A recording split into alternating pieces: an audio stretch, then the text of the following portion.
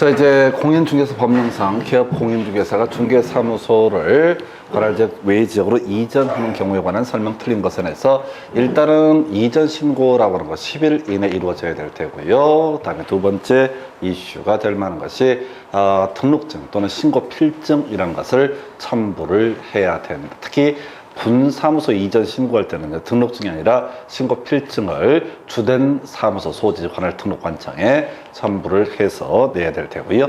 그리고 마지막 이전 후 이전 후 등록관청이 행정처분을 행하게 된다. 이 정도가 주요 이슈에서 1번 이전 후 등록관청이 행정처분하고요. 주된 사무소 이전 신고, 이전 후 등록관청에서 어렵지 않고요.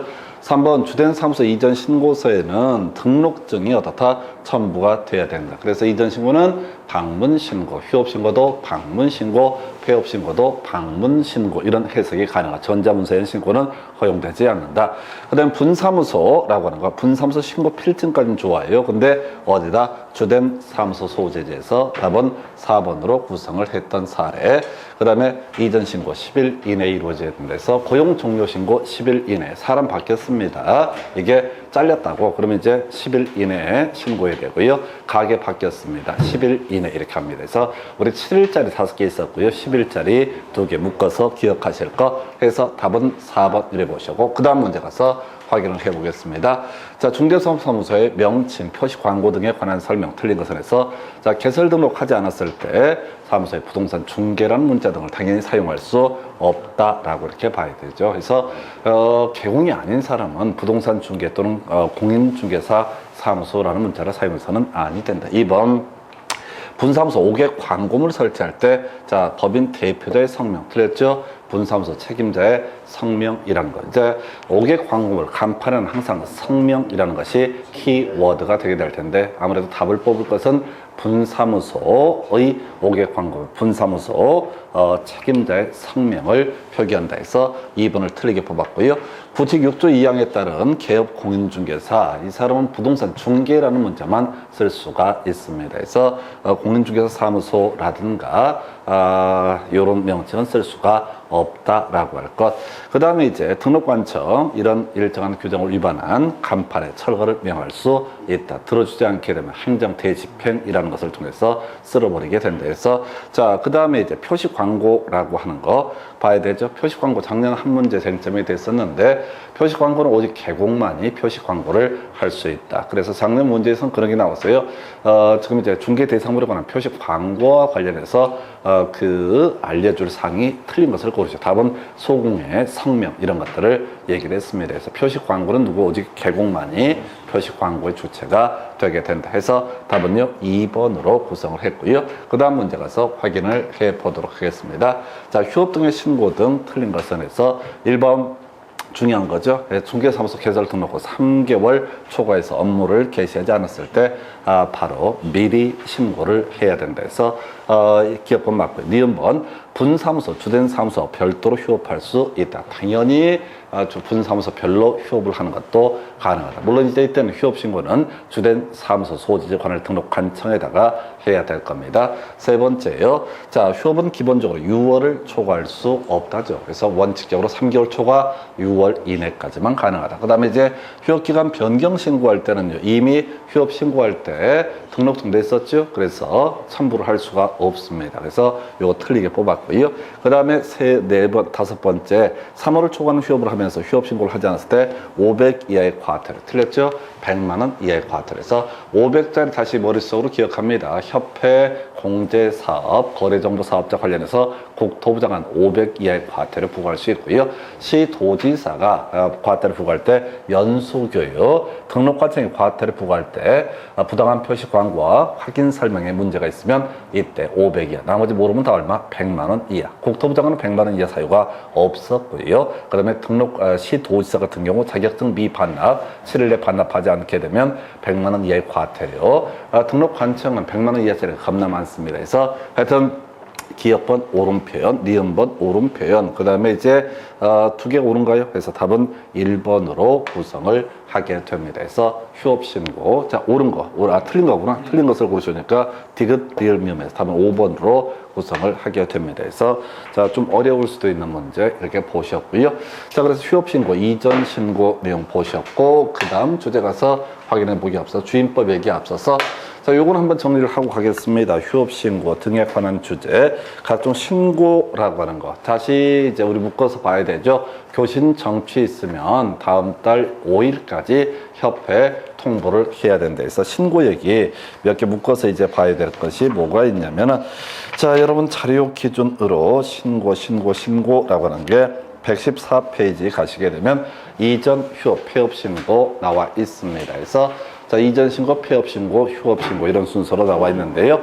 이전 신고, 자, 일단 10일 이내가 되게 될 거고, 우리가 이제 등록증이나 분사무소 신고 필증 첨부를 해야 된다. 특히 주된 시험의 이슈는 분사무소 이전할 때 주된 사무소 소재지 관할 등록관청에다가 분사무소 신고 필증을 첨부해서 이전 신고 10일 이내 이루어져야 된다. 이게 아무래도 이슈. 그 다음에 또 하나가 행정처분은 이전으로 등록관청이 이를 행하게 된다. 폐업신고라고 하는 거 미리 하게 되어 있습니다. 폐업신고가 어떻다? 미리 하게 되어 있고, 등록증을 첨부하거나 분사무소를 폐업할 때는 분사무소 신고 필증을 당연히 첨부해야 될 것이다. 그리고 이때 이전 신고, 폐업 신고 등 관련해서 이슈가 되는 것이 간판의 철거라고 해서 요거 어려운 거 지체 없이 해야 됩니다. 그래서 자, 지금 폐업 신고하고요. 그 다음에 이전 신고, 그 다음에 살 붙여서 가게 문 닫게 만든 거, 개설 등록 취소 처분 있게 되면 어떻다? 이때는 간판 철거의 문제. 그러나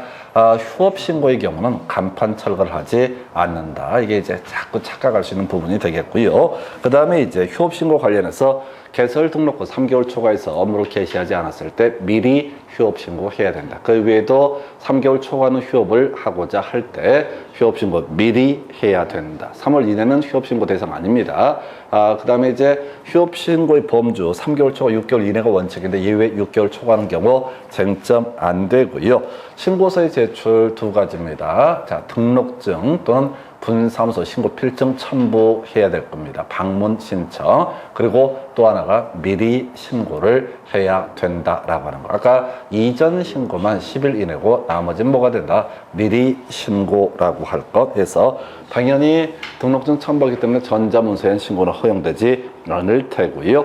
그 다음에 이제 분사무소에 대한 휴업 신고할 때도 해석상 당연히 주된 사무소 소지지 관할 등록관청에다가 휴업 신고해야 될 겁니다. 변경 재개 신고, 이게 이제 전자문서엔 신고가 가능하죠. 이미 휴업 신고를 할 때 등록증이나 분사무소 신고 필증이라는 것을 등록관청에 제출했으니까 굳이 갈 필요 없다. 변경 재개 신고, 전자문서엔 신고로 가능하고 대신 미리 신고라고 하는 거 나와 있고요. 요거 묶어서 이제 방문 신고하는 거, 이전 신고, 그 다음에 휴업 신고, 폐업 신고라고 하는 거, 이건 이제 방문 신고해야 되죠. 이게 이제 등록증을 첨부한다라고 하는 개념. 그래서 전자문서에 신고가 가능한 것이 변경, 재개 신고 등은 자, 당연히 전자문서에 신고가 가능할 것이고요. 그 다음에 이제 미리 신고하는 것이 있었죠. 폐업 신고, 그 다음에 휴업 신고, 재개 신고, 변경 신고, 이전 신고만 10일 이내가 되겠고 나머지 어떻다? 미리 신고를 해야 된다. 이렇게 묶어서 한번 설명을 드렸습니다. 그래서 자, 하여튼 그 정도 보시고 그 다음 주제 가서 확인을 해보겠습니다. 자, 주임법에 관한 내용으로 옳은 것은 해서 주택 임대차 계약이 묵시적으로 갱신이 된 경우, 자, 임차인이 언제든지 해지를 통지할 수 있다죠. 임대인은 안 됩니다. 그래서 1번 틀렸고요. 2번 질문요. 임차권 등기 명령 집행에 따른 임차권 등기가 끝난 주택을 그 이후에 임차한 제2의 임차인, 이 사람 전혀 보호받을 수 없다. 우선 변제 받을 수 없습니다. 그래서 지금 임대인이 보증금 돌려주지 못하고 있는 상태라는 걸 다 등기부에 나타나 있는데 그때 들어온 사람 설령 소액 임차인이라 할지라도 절대 보호를 받을 수가 없다라고 할 것. 세 번째, 자, 지금 임차인이 상속인 없이 사망을 했을 때 사실상 혼인 관계에 있는 자가 임차인의 권리 의무를 승계한다 해서 요걸 옳게 구성을 했습니다. 그래서 자, 일단 그렇고요. 4번, 임차인이 대항력을 취득하려면 전입신고까지 필요하죠. 그래서 점유를 이전받고 인도받고요. 전입신고까지 있으면 어떻다? 대항력 발생한다. 그래서 우선 변제권은 확정일자. 이게 이제 유치한 건데 우선 변제권은 확정일자는 우선 변제권과 관련되어 있다.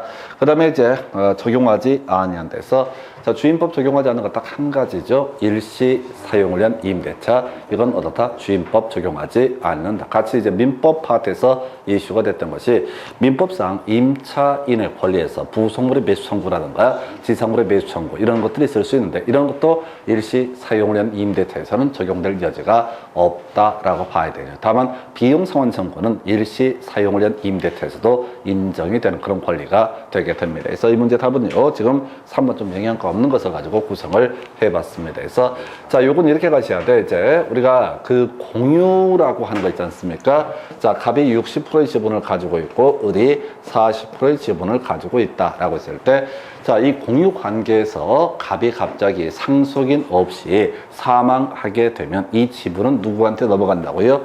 다른 공유자에게 지분 비율에 따라서 귀속이 되게 됩니다. 근데 갑이 어떤 물건을 단독 소유를 하고 있었어요. 근데 상속인 없이 사망을 하게 되면 국고의 귀속이 됩니다. 이거는. 그래서 이 3번 지문 얘기는 어떤 경우냐면 어떤 사람이 갑하고 을이 사실혼 관계에 있다. 한 집에 같이 살아요. 근데 혼인신고를 안 해놓은 상태야. 그런데 자, 이 사람은 상속인 없이 갑자기 사망에 이르게 된다. 그래서 이 재산이 어디에 국고에 귀속되게 되면 같이 살던 분은 완전히 무너져 버리죠. 그래서 죽은 사람은 죽은 사람이고 산 사람 살아야 된다. 그래서 주임법에서 특례 조항을 하나 만들어 주게 됩니다. 그래서 사실상 혼인 관계에 있는 사람이 상속인 없이 사망했을 때 임차권 승계하게 됩니다. 임차권 승계한다는 얘기는 그 보증금 반환 청구권을 갖게 된다. 이런 논리 구조가 되게 될 테고, 다만 상속인이 있게 되면 이촌 이내 상속인과 공동 승계를 하게 된다. 이렇게 보게 됩니다. 거기까지 뭐 디테일한 부분 아니고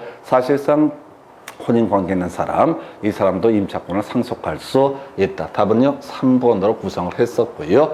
자, 그 정도까지. 뭐 2번 상당히 어려운. 등기를 하지 아니한 전세 계약이 어떤 거다고요? 주택 아니요, 적용하지 아니한다. 이걸 기억하라고 하죠. 적용하지 않는 게 뭐라고 그랬어요? 일시 사용을 위한 임대차는 어떻다? 적용하지 않는다. 그럼 나머지는 다 뭐라고요? 적용을 한다고요.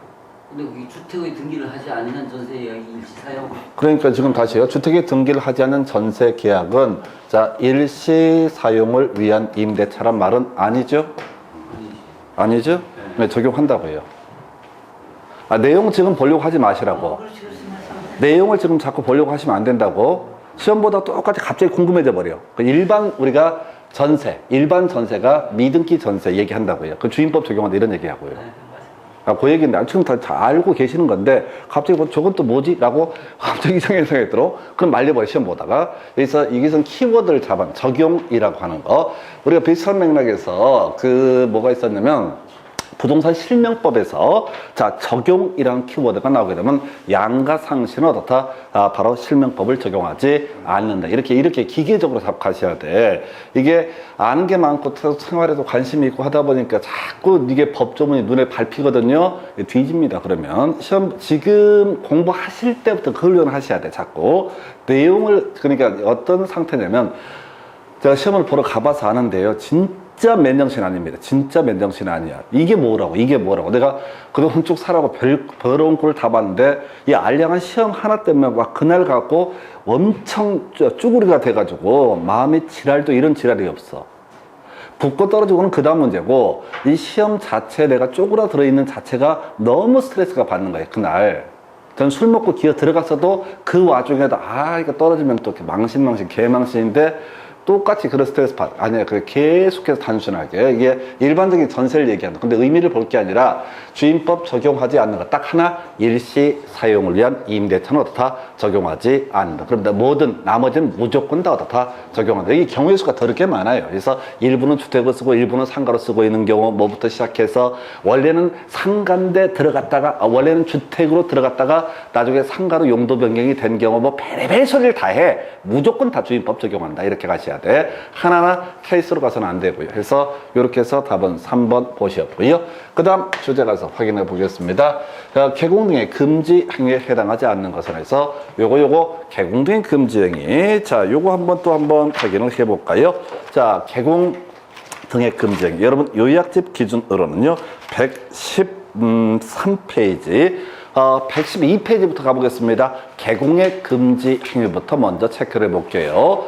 자, 개설 등록증을 겨우 받았습니다. 이분이 이제 개공이 되게 됩니다. 우리가 개공의 정의 뭐야? 개설 등록을 한 자를 뭐라고 한다? 개공이라고 부르게 된다. 그래서 이 개공이 되면요, 이중 등록해서는 안 되는 것이고요. 또 하나가 바로 등록증의 양도, 양수와 같은 것을 해서는 안 된다. 다른 사람에게 자기의 성명을 사용해서 중개업무를 하게 하거나 다른 사람에게 자기 상호를 사용해서 중개업무를 하게 하는 거, 이런 것들 안 된다. 두 가지 금지됩니다. 오직 개공한테만 금지되는 거. 그 밑에 그 다음 페이지에 개공 등의 금지 행위 나와 있죠.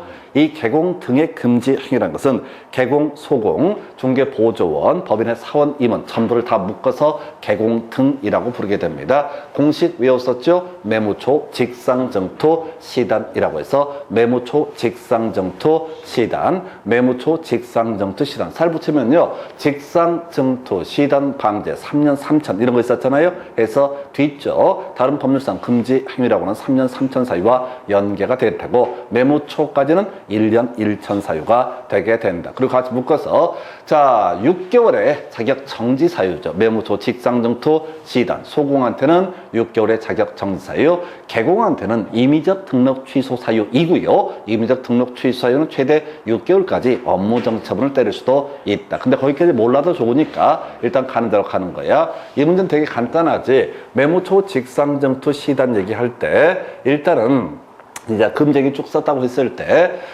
지금 이제 금쟁이 아닌 거 이렇게 할 때는 대부분이 일방 대리라든가 일방 대리 이런 것은 다 허용되는 행위가 된다. 가장 무난한 문제가 일방 대리라고 하는 거. 쌍방 대리는 금지가 되잖아요. 그래서 자, 첫 번째 뭐가 있어요? 자, 세금 포탈 운운해서 이거 뭐냐면은 저거예요. 자, 투기 조장 행위에 해당이 됩니다. 중간 생략 등기 하는 이유가 세금 깎아먹자는 거거든. 그래서 우리가 취득세라고 하는 게 그런 거잖아요. 자, 취득세 과세대상 물건을 사실상 취득하면 취득세 납세부가 있는데 이게 등기부에 안 나타나게 되면 미등기 전매하게 되면 밖에서 알 수가 없었지. 그래서 우리 지방세법에서는 미신고 전매하다 걸리면 납부할 취득세액이 100분의 80까지 추가해서 세금을 뜯어내게 된다. 이런 얘기들 있었지요. 가산세 관련 쟁점이 있었고, 장부 미보전 얼마? 100분의 10이라고 하는 거 가산세액이 존재했었습니다. 그래서 하여튼 투기 조장행위 일종. 두 번째 이슈, 매매업이라고 되어 있죠. 자, 중개 대상물의 매매업의 금지가 됩니다. 그래서 중개 대상물이 뭐야? 토지, 건물, 농작물, 수목, 그다음에 등기된 임목 등 이렇게 해서 실제 문제를 구성할 때는 토지, 건물, 등기된 임목의 매매업은 어떻다? 금지가 된다. 답은 여기서 지금 2번 건축 자재 매매업은 금지 행위가 아니다. 답 2번 되겠고요. 3번 무등록 중개업자하고 같이 겸상한 행위 걸리면 죽고요. 직접 거래 나와 있죠? 직접 거래 나와 있죠? 4번도 앞에서부터 보게 되면 헷갈린다고. 지식은 더럽게 없는데 또박또박 읽어요. 뒤에 보면 직접 거래 나와 있잖아요. 이게 중개 의뢰인과의 직접 거래는 안 나와. 너무 유치하니까 중개 의뢰인의 대리인과 직접 거래 이렇게 한다고. 그래서 자, 직접 거래는 금지가 되게 된다. 자, 증매 증서 등의 중개 매매 대신에 이제 금지가 된 증서 등의 중개 매매죠. 그래서 앞에서 우리 중개 대상물 할 때 그 뭐죠? 분양가 상한제 적용주택 전매 제한 중인 분양가 상한제 적용주택 주택이니까 당연히 중개 대상물에 해당이 되게 될 것이다. 다만 거기서 이제 쟁점이 되는 것이, 자, 중개가 금지가 됐다. 그 중개하다 걸리게 되면 3년 3천 사유에 걸리게 된다. 이렇게 말씀을 드립니다. 그래서 이게 3년 3천 사유에서 답은요, 지금 중개 대상물이 아닌 건축 자재는 중개 대상물의 범주에 속하지 않고 법인 아닌 개공의 경우 겸업 제한이 없기 때문에 겸업할 수 있다. 해서 2번을 답으로 구성을 했습니다. 그래서 그 정도까지. 그 다음에 이제 검토 드릴 주제, 매수 신청 대리인 등록 등 관련한 주제. 자, 이제 또 외우셔야 돼. 내용을 보는 게 아니라 답이 되는 주제 줄줄줄 외우고 들어가야 됩니다. 그래서 매수 신청 대리인 등록, 여러분 요약집 124페이지 가서 보게 되면은 이렇게 되어 있습니다. 자, 매수 신청 대리인 등록을 하기 위한 요건 개공이면서 경매에 관한 실무 교육을 이수해야 되고, 세 번째 이슈가 되는 게 보증까지 설정할. 그래서 쉽게 문제 나왔던 거, 소공은 매수 신청 대리인 등록을 할 수가 없다. 이게 제일 유치했던 문제. 두 번째 이슈, 지방 법원의 장에게 매수 신청 대리인 등록을 해야 된다. 그래야지 아까 매수 신청 대리, 입찰 신청 대리 등을 할 수가 있다. 출제 포인트 폐업하거나 개설 등록 취소 등이 있게 되면 개공으로서의 요건을 충족하지 못하기 때문에 지방법원회장은 매수 신청 대리 등록을 취소하여야 한다라고 하는 거. 폐업, 휴업은 아닙니다. 휴업은 아직은 개공이에요. 매수 신청 대리인 등록을 하기 위해서는 자 개공이면서라는 요건을 충족을 해야 된다고요. 근데 휴업을 하고 있다. 그러면 최소한 매수 신청 대리인 등록 취소의 문제는 발생하지 않는다. 아직은 개공이니. 근데 폐업을 해버리거나 개설 등록이 취소가 되면 개공이 아니기 때문에 그때는 매수 신청 대리인 등록도 취소를 해야 된다. 그럼 이제 보고 있고 세 번째, 네 번째가 되려나? 그게 뭐냐면은 자, 이 폐업 때문에 등록이 취소가 됐을 때 잘못한 거 아니거든요. 3년 경과되지 않더라도 재등록을 받아주게 된다. 그래서 여기서 출제 이슈 소공은 매수 신청 대리인 등록할 수 없다. 제일 쉬운 주제. 두 번째, 지방법원회장이 매수 신청 대리인 등록을 받는다. 세 번째, 폐업하게 되면 등록을 취소해야 된다. 네 번째 이슈, 폐업 때문에 이렇게 등록이 취소가 됐을 때 3년 경과되지 않더라도 다시 어떻다 매수 신청 대리인 등록을 해줄 수가 있다라고 하는 요 정도. 특히 이제 한 4개 정도의 명제 기억하셔야 되고요. 그 제일 더러운 게 휴업액이야. 휴업. 개 짜증나. 휴업은 아무 상관이 없어. 그 다음에 이제 매수 신청 대리인 권한에서 매수 신청과 매수 신고 나와 있었죠. 나머지 항고 이런 거 못합니다. 대리인이 할 수 있는 거 매수 신청의 대리, 매수 신고의 대리라고 해서 매수 신청의 대리라는 의미가 입찰 보증금 내는 거 있죠. 신청 보증의 제공이라든가 입찰서의 입찰표의 작성 및 제출 이런 것들을 대리할 수 있다. 그 다음에 자 결승선에서 먼저 받을 수 있는 게 뭐예요? 매수 신고라고 설명드렸습니다. 공유자의 우선 매수 신고, 이임차는 우선 매수 신고, 차순위 매수 신고 등을 대리할 수 있다라고 하고, 대리를 한다는 얘기는 갑의 대리인 을이라고 표시했을 때 그 법적 효력이 갑에게 귀속되는 것을 대리라고 우리 민법에서 공부를 하신 바가 있습니다. 그 다음에 확인 설명은 뭐 특이한 거 있어. 경제적 가치를 확인 설명해야 된다. 요즘에 잘 내지 않고요. 그 다음에 이제 경매 과정 등을 보게 되면은 자 다른 거 빼버리고요. 지금 이제 기일입찰이라고 하는 경우 수를 가지고 설명을 드립니다. 그래서 보증 최저 매각 가격의 10분의 1이라고 하는 거. 그 다음에 이제 제일 많이 나왔던 거, 문제의 거의 반을 차지하는 게 차순위 매수 신고의 요건이라고 해서 그 사람의 신고액이 최고가 매수 신고액에서 보증액을 뺀 금액을 넘는 때만, 이걸 더한 금액을 넘는 때라든가 별지랄 다해. 자, 최고가 매수 신고액에서 보증액을 뺀 금액을 보다 뭐 예를 들어서 낮을 때만 이렇게까지 말장난합니다. 그래서 하여튼 그냥 통째로 외우셔야 돼. 문제 거의 반을 내는 것이 경매 파트에서 그게 되겠고요. 나머지는 뭐 그렇다 치고 매각 결정에 대한 항고. 자, 매각 대금의 10분의 1에 해당하는 현금 또는 유가증권을 공탁해야 되고요. 그 다음에 제일 짜증나는 게 자, 매각 대금의 지급 기한까지만 어떻다 내면 된다라고 하는 거. 이게 까다로워. 10월 11일 매각 대금 지급 기한이면 꼭 10월 10일 날 그 대금을 지급해야 되는 것이 아니라, 법원에 내야 되는 것이 아니라 10월 10일까지만 어떻다 내면 된다. 이걸 지급 기한이라는 표현을 지급 기일 이렇게 해서 틀리게 구성을 하는 파트가 되겠습니다. 그래서 이 경매에서 낙찰 받은 사람이요, 이 매각 등을 완납하면 그대로 어떻다 소유권 등을 취득을 하게 된다. 이때 등기는요 법원에서 촉탁을 해주게 됩니다. 그래서 성격 급해서 매각 등을 다 내고 자기가 등기 신청하면 자 절대적 각하 사유에 해당된다라고 하는 거. 법원이 촉탁할 수 있는 등기라는 것을 개인이 신청하는 것은 어떻다 허용되지 않는다. 다음과 같이 보면 경매 개시결정 등기 또는 매각에 따른 소유권 이전 이런 것들은 촉탁 사유가 되게 됩니다. 이런 게 있겠고요.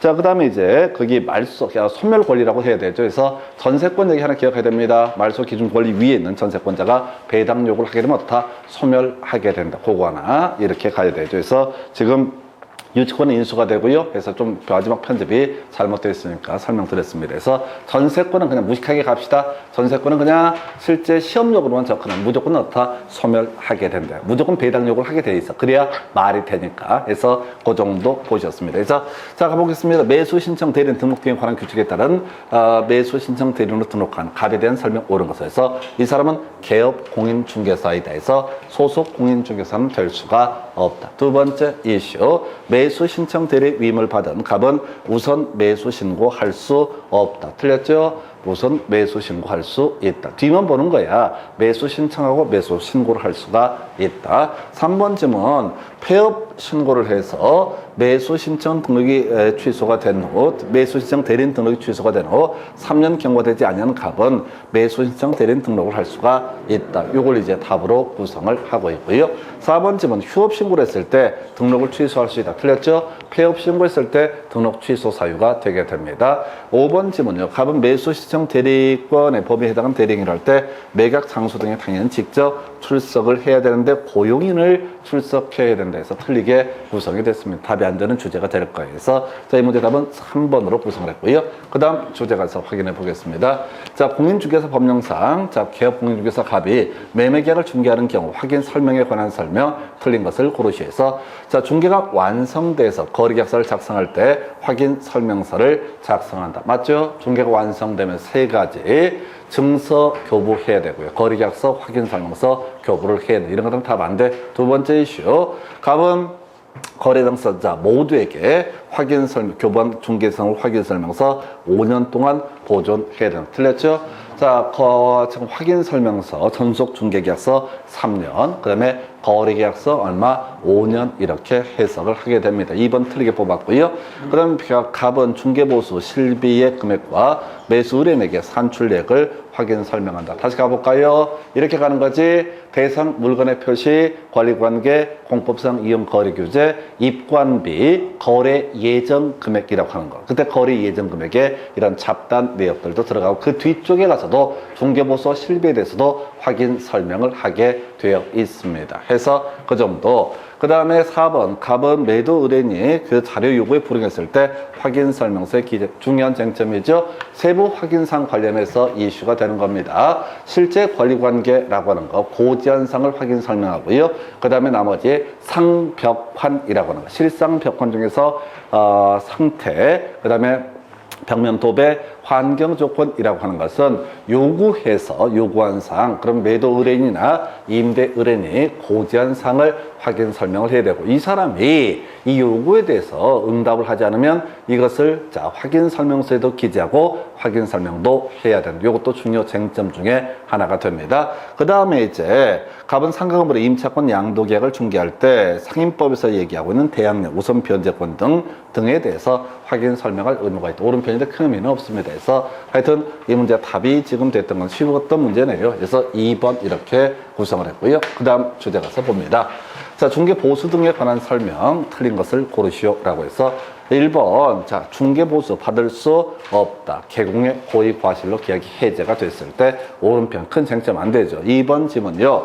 자, 주택 외 중개대상물의 중개보수 국토부령으로 정하고요. 중개의뢰인 쌍방으로부터 받게 된다라고 해서 자, 요거 오른편 되겠습니다. 그래서 자, 국토부령을 보게 되면 1000분의 9 이내에서 협의해서 정한다. 근데 시험에 나오는 것은 오피스텔. 그 중에서 매매 교환은 1000분의 5, 임대차 얼마? 1000분의 4라고 하는 거. 임대차 얼마? 1000분의 4. 그게 이제 오피스텔 나오면 무조건 1000분의 4. 요게 출제 포인트. 세 번째, 요거 중요한 거지. 중개 대상물 소재죠. 중개 사무소 소재가 다를 때는 사무소 소재지가 기준이 된다. 해서 우리 설명드릴 때 이런 얘기 했잖아요. 우리가 개공이 되게 되면 중개 사무소를 꾸미게 될 텐데 거기다 네 가지를 공시한다. 자격증, 등록증, 원본 각각 게시해야 되고요. 중개보수 요일표 해야 다음에 손해배상 책임 보장에 관한 사항 총 네 가지 해서 지금 개공이라고 하는 거, 일단 먼저 공인중개사가 돼야 되니까 자격증, 그 다음에 등록증 돼야지 있어야지 개공이죠. 그리고 나서 이 사람이 앞으로 중개에서 받을 돈 보수표, 그 다음에 마지막 사고 쳤을 때 책임지겠다는 손해배상 책임 보장에 관한 사항, 이렇게 네 가지. 그러니까 이런 예를 들었어요. 어떤 사람이 서울 경기도 과천시에 있는 중개사무소를 갔는데 이 서울시 동작구 사당동에 있는 아파트를 공동중개로 매수를 했다라고 했을 때 경기도 조례하고요. 그 다음에 서울시 조례가 달라질 수 있고 주택의 경우 시도 조례에 따르기 때문에 그래서 자기가 들어갔던 중개사무소 그 중개사무소에 게시된 보수요율표를 따르게 된다. 이걸 우리가 사무소 소재지라는 표현을 쓰게 된다. 이것도 중요 쟁점. 그 다음에 이제 교환계약 큰 쪽이었었고 중요치 않고요.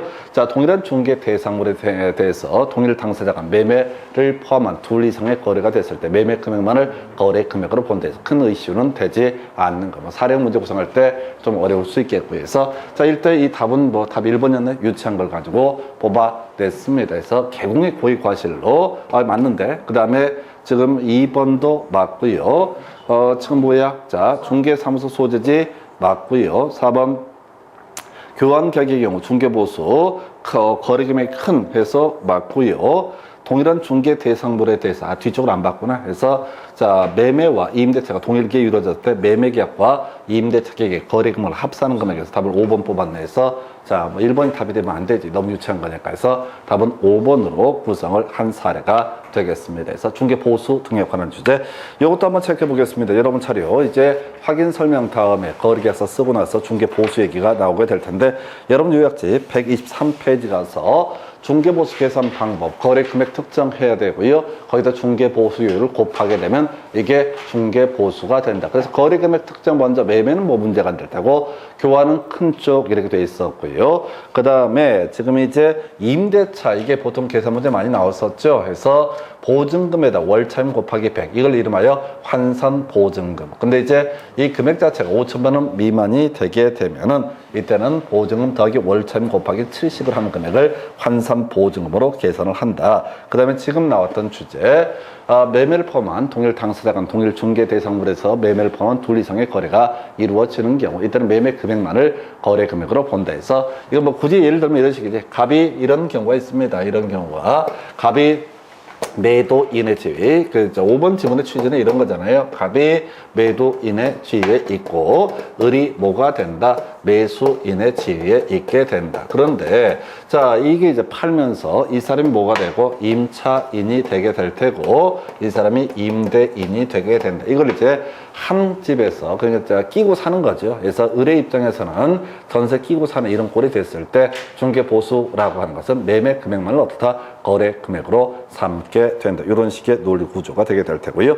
자, 중개보수율이라고 하는 것도 같이 가서 볼까요? 그래서 주택에 있어서 그 건축물 중에서 주택의 면적이 2분의 1 이상이 되면 전부 주택에 관한 중개보수율을 적용을 한다. 이 정도 뭐 큰 이슈 안 되겠고요. 그 다음에 이제 중개보수율이라고 해서 매매권 1000분의 9 이내, 임대차 1000분의 8 이내. 자세한 사항은 뭘 통해서 조례를 통해서 정하게 된다. 다만 시험 문제 구성할 때는 한도를 물어봐서 1000분의 9, 1000분의 8을 따져 물었던 적도 있습니다. 그 다음에 중개사무소 소재지라는 거 강조드렸었고요. 주택 외에 중개 대상물에 관한 중개보수율이라고 하는 거 다른 거 아니고요. 오피스텔만 기억해야 돼. 오피스텔이라고 하는 건 뭐라고요? 임대차만 기억을 해야 돼. 1000분의 4라고 하는 거. 오피스텔 임대차 1000분의 4라고 하는 거. 이 정도로 보게 됩니다. 그래서 답은 5번이었었고요. 그 다음 주제 가서 보겠습니다. 확인 설명서 관련한 내용으로 틀린 것을 고르시오라고 해서 일단 주거용 건축물로 한정을 하고 있습니다. 내진 설계부, 구조에 관한 부분입니다. 구조에 관한 부분은 대상 물건의 표시, 건축물 대장 등을 통해서 확인 설명하니까 기본 확인사항에 해당이 된다. 기억번 틀렸고요. 니은번 단독 경보용 감지기 설치 더 이렇게 중요하죠. 일단은 세부 확인사항, 소난성, 소방과 관련한 개념이 될 테고 해서 일단 틀렸고요. 세부 확인사항이고 자, 아파트를 제외한 주거용 건축물에서만 단독 경보용 감지기에 설치 여부 확인 설명을 해야 된다. 이렇게 보셨고 세 번째 실제 권리 관계 점점점 이게 뭐라고요? 세부 확인사항. 이건 알지? 실상벽환에 한 이슈. 환경 조건 겁나 중요하죠? 세부 확인사항에서 지금 틀린 것은요. 기억번, 니은번 두 개를 틀리게 구성을 했습니다. 자, 이 확인 설명서 또 한번 확인할게요. 확인 설명서의 내용 가지고 한번 보겠습니다. 여러분 요약제 121페이지 가서 일단 확인을 해보겠습니다. 121페이지 가서 보시게 되면은 확인 설명서, 주거용 건축물, 비주거용 건축물, 토지 뭐 이런 식으로 이제 대별을 해보게 되는데 일단 뼈대부터 가겠습니다. 대상 물건의 표시, 권리관계, 공법상 이용 규제 등 나와 있고요. 입관비라고 하는 거, 그 다음에 거래 예정 금액, 취득 시 부담을 조세 종료세 이런 식의 이제 목차로 구성이 되어 있습니다. 그 중에서 대상 물건의 표시에서 내진 설계, 뭐 구조에 관한 부분이니까 이런 것들이 공통적으로 들어가게 될 테고 그래서 기본 확인사항이었었고요. 권리관계는 등기상 증명서 특별한 의미 없죠. 다만 여기서 문제 어렵게 구성할 때 자 등기부의 내용과 토지 대장의 내용이 다르다. 등기부의 내용과 건축물 대장의 내용이 다르다. 그건 이제 뭘 우선 적용할 거냐. 그건 이제 표시에 관한 사항은 대장을 우선 적용할 테고 권리관계에 대해서는 어떻다. 등기상 증명서를 우선 적용한다. 이렇게 묶어서 가야겠고요. 그 다음에 공법상 이용 규제에서 지역, 지구구역, 도시군 계획시설, 지구단위 계획 등에서 공법에서 국토기획법에서 공부하게 되는 도시군 관리계획, 용도지역, 용도지구, 용도구역, 그 다음에 도시군 계획시설, 지구단위 계획 이런 것들 바로 여기다 이제 확인 설명을 해야 할 것이고요. 건필 용적률의 상한이라고 하는 것도 있을 수가 있습니다. 그 다음에 입관비 중에서 입지 조건이 하나의 출제 포인트죠. 특히 입지 조건은 나중에 실상벽화, 내외부 시설물의 상태와 관련해서도 주요 이슈가 되게 됩니다. 그래서 입지 조건, 자, 도접대부터 시작을 해야 되죠. 어디서? 토진 중개 대상물에서 도로와의 관계, 접근성, 대중교통, 비주거용 건축물은 살 붙여야 되죠. 주차장 필요합니다. 그 다음에 주거용 건축물은요, 도접대에다가 주차장입니다. 추가적으로 교육시설, 판매 및 의료시설도 확인 설명. 그래서 비교해서 기억하셔야 돼 해서 입지 조건 상당히 중요한 출제 포인트. 관리 관련해서는 토지에서는 관리를 따로 하지 않는다. 그래서 이거 할 때마다 드리는 설명이 우리 부동산 학개론 공부할 때 부동산 업의 분류, 임공, 관중, 자감 이런 거 있었죠. 그때 임대업이라고 하는 거, 공급업이라고 하는 거, 관리업이라고 하는 거 이렇게 하는데 주비기 이런 식으로 가는데 임대어자, 관리업이라고 하는 것은 기타 부동산의 관리업은 자 존재하지 않는다. 기타가 토지를 의미하기 때문에 이렇게 묶어서 가야겠고요. 그 다음에 이제 빗속에서는 비가 보이지 않아 해서 비선호시설은 비주거용 건축물의 확인 설명할 사안이 아니다. 이렇게 얘기를 합니다. 그 다음에 거래 예정금액 취득 시 부담을 조세 종료세 이런 거 있었고요. 그 다음에 실상벽환이라고 해서 세부 확인상의 항목을 보게 되면은 실제 권리관계는 중요치 않습니다. 이건 이제 고지한 사항을 확인 설명한다. 나머지 상벽화는 임대 의뢰인, 매도 의뢰인이 자에게 자료를 요구해서 확인 설명할 영역이 되게 된다. 그래서 자 내외부 시설물의 상태 중에서 건물만 문제가 될 테니까 일단 주거용 건축물에 있어서는 소방 관련해서 단독 경보용 감지기 설치 아파트 제외라고 하는 거 더럽게 중요하죠. 그래서 일단 세부 확인상의 일종이 될 테고 비주거용 건축물은 소화전 비상대를 확인 설명하기 때문에 필요 없고요. 여기서는 바로 소방에 관한 자 단독 경보용 감지기 설치. 여기 이제 29회, 30회, 28회인가 계속해서 어디가 됐든 간에 얘를 출제 쟁점으로 삼아서 구성을 하고 있고요. 그 다음에 나머지 쟁점을 썼고 벽면 도배에서 비주거용 건축물은 도배 제외라고 되어 있고 마지막 제일 놓치기 좋은 게 환경 조건 1조 소음 진동 제일 뒤에 있잖아요.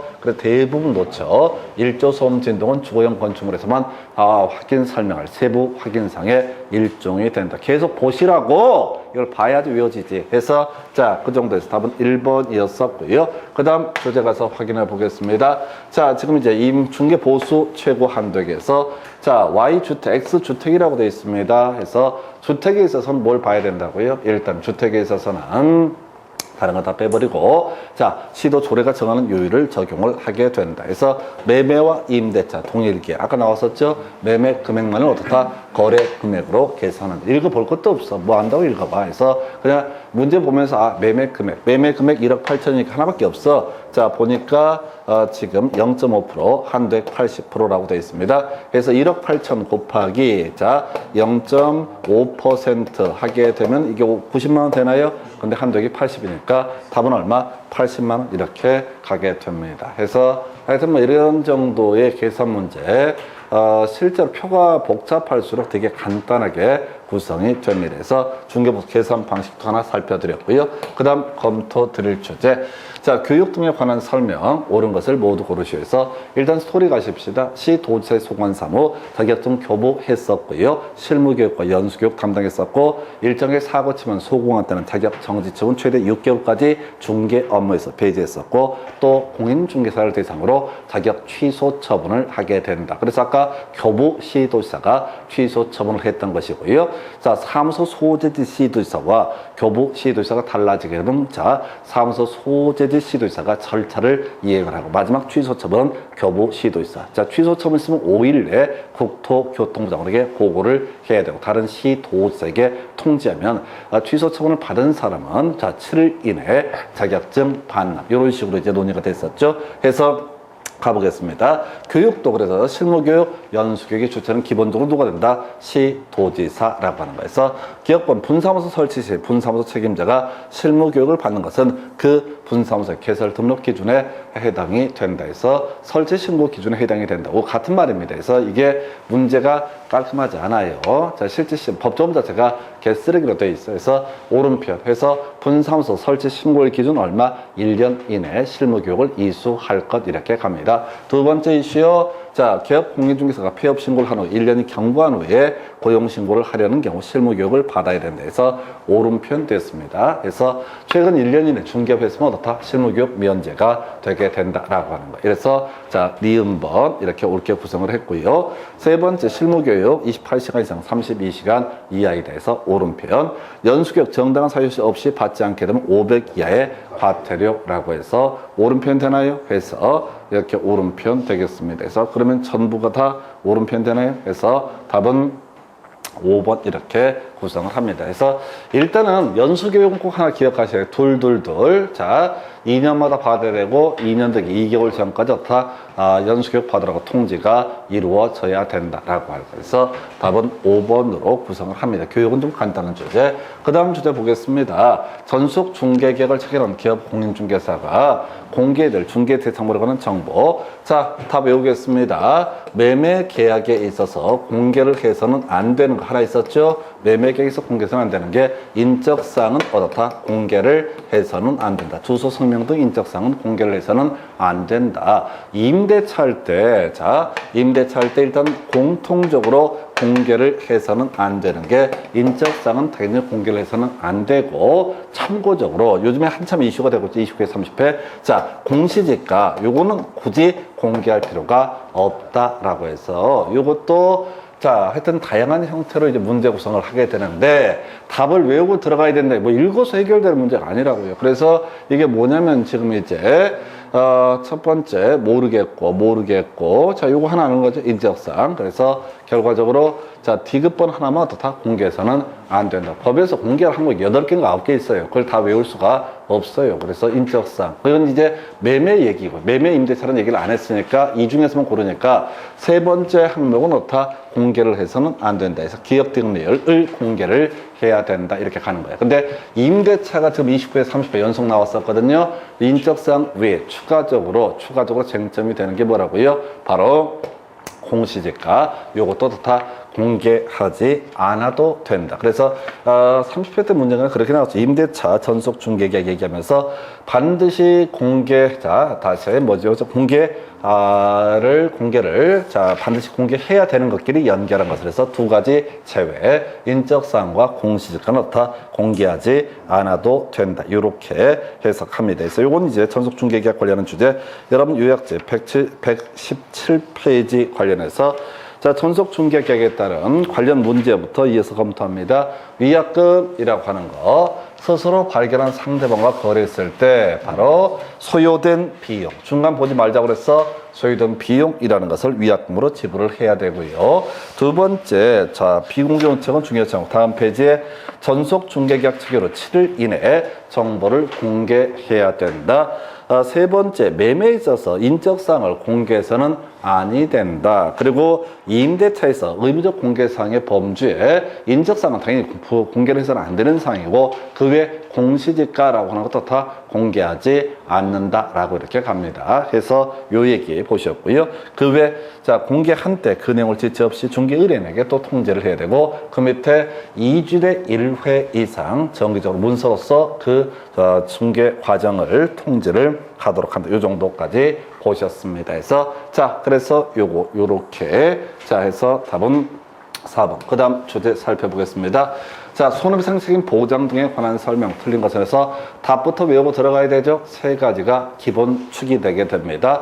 첫 번째 이슈가 됐던 게 자, 보증 금액이 있었죠. 그래서 법인인 기업 공인중개사의 경우 주된 사무소 2억, 분사무소당 1억 이상이라고 하는 거 요거 한 문제짜리. 두 번째 이슈가 됐던 것이 자, 다른 사람에게 중개사무소 공동사용을 허락했던 그 사람도 거기서 사고 나게 되면 중개사고 책임을 져야 된다. 세 번째, 손해배상 했을 때, 보증으로 떼어놨을 때 15일 내 보전이 이루어져야 된다. 이게 이제 세 가지가 가장 기본이 되는 명제가 되게 됩니다. 그래서 1번요. 자, 부동산 매매 계약을 중개하고 잔금 중 일부를 횡령했을 때 당연히 손해배상 책임이 있겠지. 자, 두 번째, 중요한 거 나와 있다. 자기의 중개사무소 점점점 배상할 책임이 없다 해서 2번 틀렸죠? 그래서 가장 기초가 되는 명제. 그래서 하여튼 셋 중에 하나가 나오면 그건 절대로 건드려서는 안 되는 지문. 그 다음에 3번, 기업 공인중개사 중개가 완성된 때, 자, 이 사항을 설명을 하고 사본 등을 교부하거나 전자문서 등을 제공을 해야 된다. 해서 자, 중개가 완성되면 세 가지 줍니다. 첫 번째가 확인설명서, 두 번째가 거래계약서, 세 번째가 바로 손해배상 책임 보장에 관한 증서 등을 줘야 된다. 총 세 가지. 그리고 나서 확인설명서 3년 보존해야 되고 거래계약서 5년 보존해야 된다라고 하는 것까지 보셨고요. 그 다음에 3년 내는 회수할 수 없다. 그래서 큰 쟁점 안 되고요. 그 다음에 이제 개설 등록 취소할 수 있다 해서 오른편인데 별 의미 없습니다. 해서 우리 행정처분 얘기 특히 임의적 등록 취소인지 뭐 이런 것들 다 쉽게 못 풉니다. 해서 그렇게 보셨고 답은 몇 번? 2번 이렇게 구성을 하고 있죠. 그래서 이 정도로 보셨고요. 자, 그래서 중개업의 준비 관련한 주제 간단하게 한번 정리해 드리겠습니다. 그래서 115페이지 관련해서 지금 아까 인장 등록 간단하게 봤던 주제 있었고요. 그 다음에 고용인 신고 등 있을 테고요. 그 다음에 손해배상 책임 보장해라고 하는 세 가지 이슈. 이게 업무 개시 전까지 해야 된다. 그래서 첫 번째 손해배상 책임 보장 관련해서 보증의 설정 업무 개시 전까지. 근데 이슈가 사실 됐던 건 저거 있었죠. 등록증 받으러 갈 때 보증 설정 여부 확인한 다음에 등록증 교부한다. 이런 게 한번 답이 됐었고 설정 금액 뭐 뒤에 문제 나올지 모르겠지만은 주요 이슈.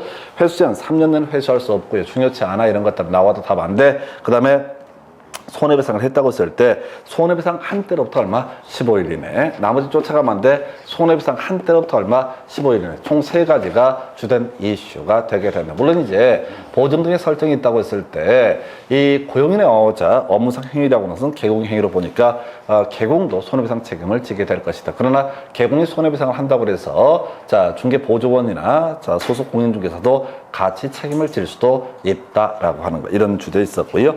자 고용인 관련해서 소속 공인중개사 중개보조원. 자 먼저 소속 공인중개사에서 이슈가 됐던 것은 이제 그 소속 공인중개사로 자 신고를 하게 되면은 이때 등록관청 자 교부시도지사에게 자격 확인 요청이라고 하는 거 있게 되겠고요. 그 다음에 중개보조원 업무 개시한과 직무교육 받고 나서 자 해야 되고 자 지금 자 소속 공인중개사 중개보조원의 업무상 행위 그를 고용한 개공의 행위로 본다라고 할 것. 그 다음에 이제 종료 신고 아까 사람 바뀌고 가게 바뀌면 어떻다 10일 이내 신고해야 된다. 그 주제와 연계가 되고요. 인장 등록에서는 한 페이지 넘어가서 중요 쟁점되는 거 법인이 주된 이슈가 되게 되죠. 그래서 법인의 주된 사무소 법인의 인장을 등록하면 될 것인데 이때는 인감증명서의 제출로 가름할 수 있다라고 할 것. 그 외에 분사무소는 뭐라고요? 법인 대표자가 보증하는 인장을 등록을 하게 된다. 어디다 등록하겠어요?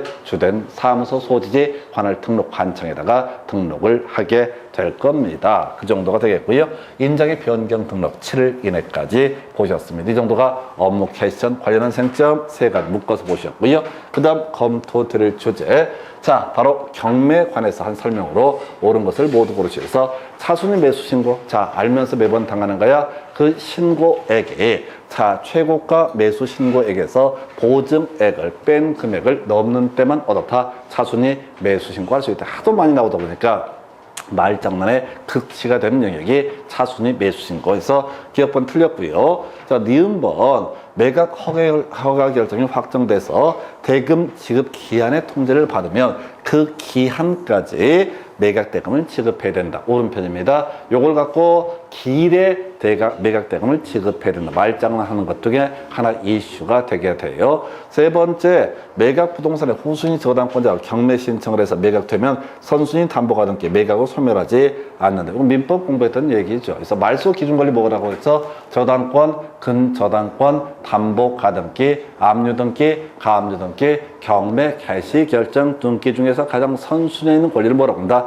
말소 기준 권리. 그러니까 경매가 진행되면 저당권의 위치를 불문하고 모두 소멸하게 된다. 그 다음에 담보 가등기, 근저당권, 압류 등기, 가압류 등기, 경매 개시 결정 등기 위치를 불문하고 무조건 매각으로 소멸하게 된다. 그래서 우리가 가등기 담보 등에 관한 법률 민법 공부하실 때 맨날 나오는 것 중에 하나가 사례 문제 구성할 때 경매가 진행되면은 담보 가등기는 어떻다? 소멸하게 된다. 그래서 본등기를 청구할 수 없다. 이런 식의 논리 구조로 이제 출제를 하죠. 그래서 자, 하여튼 자, D번 틀렸고 리을번 매수인 매각 대금을 다 낸 후 자, 소유권 이전 등기가 맡아진 때 소유권 취득한다 해서 틀리게 구성했죠. 매각 대금 다 내면 어떻다? 소유권 취득을 하게 된다라고 할 거예요. 그래서 지금 이제 기업번 틀렸고요. 니은번 옳은 표현 되고 그 다음에 이제 옳은 것은 답 2번 이렇게 구성을 합니다. 그래서 내용이 어렵다기보다는 자, 정확하게 암기하고 있어야 됩니다. 그래서 적당히 보시게 되면 적당히 떨어집니다. 그래서